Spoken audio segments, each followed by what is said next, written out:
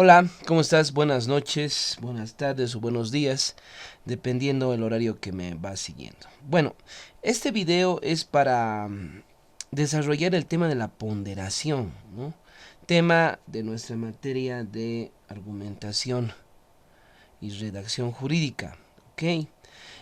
Bueno, para ir un poco comenzando con el tema, hay dos conceptos que tienen que quedar claros, ¿no? Y son dos conceptos que nos llevan a la materia, sobre todo, de introducción al derecho, ¿no? Y es esto de lo que es norma y lo que es principio, ¿no? Bueno, desde los enfoques más clásicos del derecho, el tema del análisis normativo suele ser y suele tomarse desde un punto de vista muy clásico, ¿no? Digamos dentro de una visión muy positivista clásica, ¿no? Y cuando nos enfrentamos a analizar el tema de la norma, pensamos que hay un solo tipo de norma, ¿no? Y todo lo que es el análisis normativo se ve envuelto, se ve sumergido en este tipo normativo único y universal, ¿no? Cosa que no es así, ¿no? El desarrollo de la normativa actualmente ha generado diversos tipos de normativas, ¿no? Alguna normativa que está perfectamente estipulada en los códigos, por ejemplo, en el Código Penal, en el Código Civil, ¿no? Que en la estructura, en esa estructura interna que tiene la norma, es muy diversa en su redacción a una norma, por ejemplo, o a un artículo de la Constitución Política del Estado, ¿no? Entonces, ahí en ese marco, por ejemplo, ya se pueden observar que hay diferentes tipos de norma, ¿no? Entonces, vamos a comenzar con eso, ¿no? Primero, un poco saliendo de esta visión positivista clásica, ¿no? De esta norma universal, ¿no? Que es la que tenemos muy metido en nuestra cabeza, digamos, ¿no? Y actualmente, ver uno de las más grandes diferencias en este marco. Un elemento que es la norma o la regla, y por el otro lado otro elemento que es el principio, ¿no? El principio, que está sobre todo muy bien estipulado y estructurado y es parte de la estructura orgánica, ¿no? Estructura fundamental de la Constitución Política del Estado. La Constitución Política del Estado en su mayor parte está hecha por principios, ¿no? Y la norma o regla que está estructurada sobre todo por un cuerpo que tiene diferentes elementos que los vamos a ir viendo también, ¿no? Y que esta la vas a encontrar, por ejemplo, tranquilamente en el Código Penal, en el Código Civil, ¿no? Primero vamos a definir qué es regla, ¿no? ¿Qué es la regla? La regla es un mandamiento definitivo, así de claro, que está estructurada de una manera específica, ¿no? Tiene un antecedente, tiene un deber ser y tiene una consecuencia jurídica. Esa es la regla. Primero es un mandamiento definitivo y está estructurada por un antecedente, un deber ser y una consecuencia. Ahí tienes el artículo 109 del Código Penal, por ejemplo, ¿no? El boliviano que tomare armas contra la patria es el antecedente. Se uniere a sus enemigos, les prestare ayuda o se hallare en complicidad con el enemigo durante el estado de guerra extranjero, ¿no? Será sancionado con 30 de presidio sin derecho a indulto, ¿no? Ahí está el de ese deber ser y esa consecuencia jurídica, ¿no? Si se hace A, entonces B, ¿no? Ahí está. Entonces, la regla, que es el artículo que podemos encontrar en el Código Penal, en el Código Civil, ¿no? Es, primero, es una regla que se da todo o se da nada. O sea, si se da un elemento, se da todo. Si no se da ese elemento, no se da nada. Es decir, se aplica o no se aplica, ¿no? Ahora, habíamos visto en las anteriores clases que una de las maneras de analizar la regla en el marco del hecho jurídico es sobre todo usar el tema de la subsumisión, ¿no? Subsumir, ¿no? Y para esto, al subsumir la regla, lo que se hace es aplicarla, ¿no? ¿Ok? Ahora, acá también hay otro elemento importante. Cuando hay un choque de reglas, es decir, una regla o un artículo dice una cosa y otro artículo de la misma cosa pero dice otra, ¿no? Por ejemplo, ¿no? En esta calle se prohíbe estacionar, está en una esquina. Y en la otra esquina, en esta calle, se está permitido estacionar, ¿no? Entonces, este choque de reglas, en este caso, se lo puede conocer como las famosas antinomias, ¿no? Y obviamente hay formas de resolver antinomias, ¿no? La jerarquía normativa es una de esas, ¿no? Pero bueno, este no es el capítulo para desarrollar eso. ¿Ok? Con eso está un poquito más claro lo que es la regla. Vámonos al otro frente, que son los principios, que es lo que nos interesa, ¿no?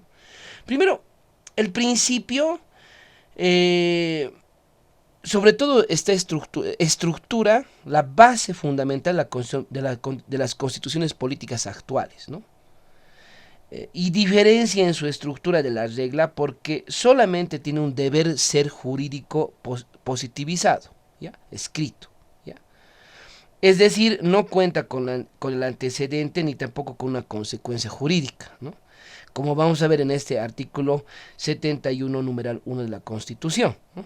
Por ejemplo, dice, la educación constituye una función suprema y primera responsabilidad financiera del Estado, que tiene la obligación indeclinable de sostenerla, garantizarla y gestionarla, ¿no? Si te das cuenta aquí, por ejemplo, no hay un antecedente, ¿no? O sea, no dice no dice si pasa, no dice, no hay un supuesto sobre el elemento A, ¿no? Porque si se da A, entonces se da B. No hay esa lógica acá. Tampoco hay el B, ¿no? Entonces no hay esa consecuencia, ¿no? Entonces, una de las diferencias es de que el principio es una norma de cumplimiento progresivo, ¿no? O sea, no es como la regla que es de hecho, ¿no? O sea, se aplica o no se aplica. En el caso del principio es un cumplimiento progresivo, ¿no? Segundo elemento, tiene una mayor indeterminación. Claro, esto es muy genérico, ¿no?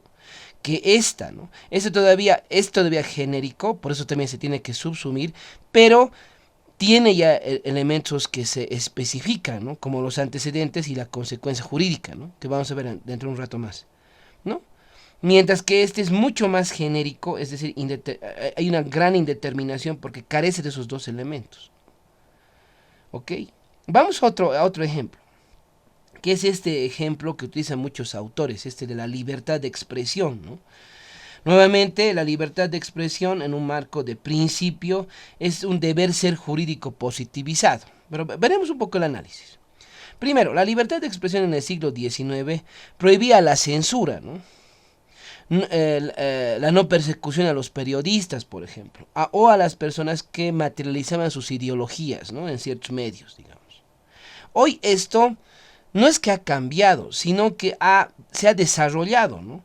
Porque también ahora se habla de la libertad de expresión en la vida íntima, ¿no? O sea, hasta dónde mi vida puede ser publicada, digamos. Por ejemplo, hasta dónde la vida de un gobernador, de un presidente, de un político, ¿no? De una estrella de rock, qué sé yo, puede ser pública, ¿no? Entonces, por eso se decía anteriormente que es una norma, el principio es una norma de cumplimiento progresivo, ¿no? O sea, porque va como desarrollándose, ¿no? Este principio, si te das cuenta, muestra uno de los verdaderos caracteres del derecho, ¿no? Que es su progresividad, su desarrollo, ¿no? No es un elemento estancado, como la regla, ¿no? Que es a lo hecho pecho, o sea, ¿se aplica o no se aplica, ¿no? Ok. Seguiremos viendo esto de los principios. Vamos a los principios, que es lo que nos interesa. Habíamos visto que este artículo 77, número 1 de la Constitución es sobre la educación, ¿ya? Acá vamos a hacer un pequeño análisis.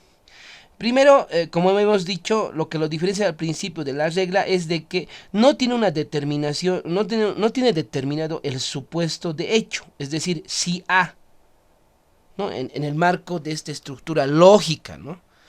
No tiene eso, y lo hemos visto. hace un ratito. Segundo, no tiene claramente la consecuencia. Entonces, entonces B, o sea, si se hace A, entonces B. No tiene el si se hace A y tampoco tiene el entonces B, como tú puedes observar en este ejemplo del artículo 77, numeral 1 de la Constitución Política Boliviana, ¿no? Entonces, obviamente hay una fuerte necesidad de hacer una interpretación argumentativa. Claro, para que yo esto pueda desarrollar en un proceso, en una audiencia, tengo que obviamente convocar a todo mi arsenal argumentativo interpretativo, ¿no? Para darle cuerpo y para que con ese cuerpo pueda, digamos, entenderse de acuerdo al hecho que estamos analizando, ¿te das cuenta? Elemento fundamental en el tema de la Constitución, ¿no? Por eso dice, las normas constitucionales tienen un carácter abierto y amplio, ¿no? Claro, son mucho más genéricas que los artículos del Código Penal, por ejemplo, ¿no? Que se aplica o no se aplica, ¿no? Que son fríos y objetivos. La normativa constitucional es muy abierta, donde es muy necesario contar con la interpretación y la argumentación, como te había dicho. Entonces, tal vez estos dos elementos de la argumentación y la interpretación son mucho más importantes cuando estamos hablando de normativa constitucional, ¿te das cuenta? No puede haber constitución sin interpretación ni argumentación constitucional. Así de claro. Perdón. ¿Ok? Seguiremos con el tema de los principios de este lado. Vamos a un ejemplo. Miren, un periódico publica una nota. Dicha nota muestra momentos de la vida, de mi vida privada. Usted indica que hay una violación a mi derecho de privacidad. ¿Ok? Se demanda al periódico por una buena cantidad porque han violado mi derecho a la privacidad. Y bueno, ¿no? Entonces entramos en un conflicto, en un litigio, ¿no? Después de un largo juicio, presentamos un amparo porque no nos están dando la razón a nosotros ante la Suprema Corte. Y el juez se encuentra justamente con este tipo de hecho, ¿no? Hay un choque entre principios. En este caso, el principio de privacidad, que me lo ha sido violado a mí, y el principio ¿cómo se llama? De información, ¿no? De información que tienen el medio de comunicación, ¿no? Este más o menos es el tipo de casos que se ven en el marco de los principios, ¿no? Como dice acá, hay un choque de dos principios básicos, ¿no? Se satisfacen uno, choca en la satisfacción del otro, ¿no? Los principios no son contradictorios, sino que en un caso particular colocan al juez en un dilema, ¿no? O sea, a cuál darle mayor peso, digamos, ¿no? ¿Qué principio hay que privilegiar? ¿No? ¿Qué principio hay que privilegiar? El problema es que no se puede proteger a ambos por completo, ¿no? O sea, tienes que ver o uno o el otro, ¿no? A pesar que actualmente he visto algunas estrategias, fórmulas, de que son más conciliadoras, digamos, en este sentido, ¿no? Pero bueno, entonces, para justamente este tipo de conflictos, de principios en este caso, lo que se hace es utilizar la ponderación, que es el tema que nos corresponde. ¿A qué es la ponderación? La ponderación es una técnica para la interpretación de principios, ¿no? De principios. También se puede utilizar para la interpretación de normativa, como vamos a ver a continuación, pero sobre todo para la interpretación de principios. Ejemplo, la libertad con la igualdad. La libertad de expresión con la privacidad, ¿no? Son principios.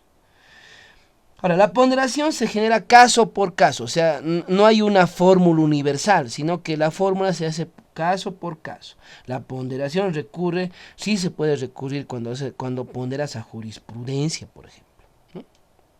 Seguiremos hablando de la ponderación. Por ejemplo, algunos casos, como hemos visto hace un rato en derecho constitucional, ¿no? Ponderar el principio de libertad de expresión, que sería de ese periódico, digamos, que ha sacado ahí algunos informes de mi vida privada, pongámosle así, frente al derecho del honor, ¿no? O al derecho de privacidad, digamos, ¿no?